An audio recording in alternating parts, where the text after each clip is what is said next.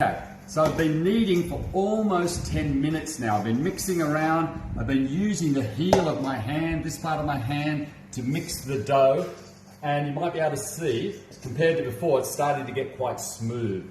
So now I'm going to make it into a ball. And I do that by sort of turning it on the inside, and it makes it a nice round ball.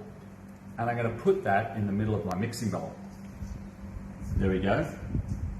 Nice ball there.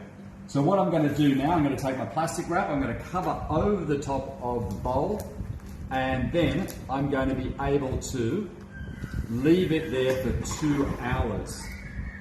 After the 2 hours, next time we see this dough, you'll see that it's a little bit bigger than before, and we're going to take our rolling pin and we're going to roll it out to make it nice and big. And for those of you who are brave, we might be able to throw the dough up in the air and see if you can spread it out that way.